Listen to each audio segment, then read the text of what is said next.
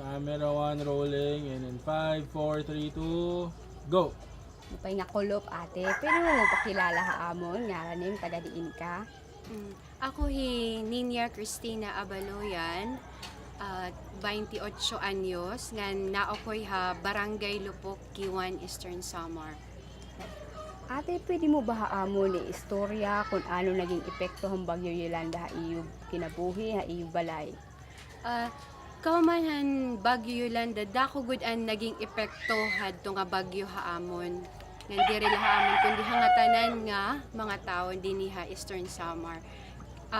Hadto nga bagyo na rubaan mga balay, ngan diri la balay pati ang mga gamit nga haros problema na kami kun haing kami maukoy kay waray namon siserungan.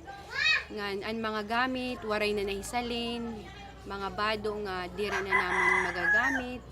Naging problema ito haamon. Hindi man ka po ate, ukoy katapos ang bagyo. Kaumanhan bagyo na kasi ang bagyo dito kami nagstayhan akon lola. Kaumanhan bagyo nagkuan kami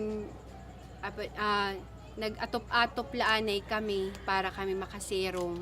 O nag-atop-atop Oo. ka mo. Ano man nung na paano ka mo nabuligan han IOM ate katapos ang bagyo?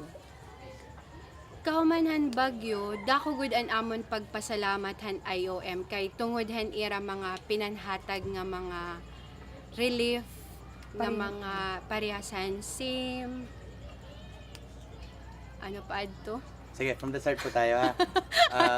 Kumbaga, ano po yung nabigay ano po yung unang nabigay ng IOM sa atin?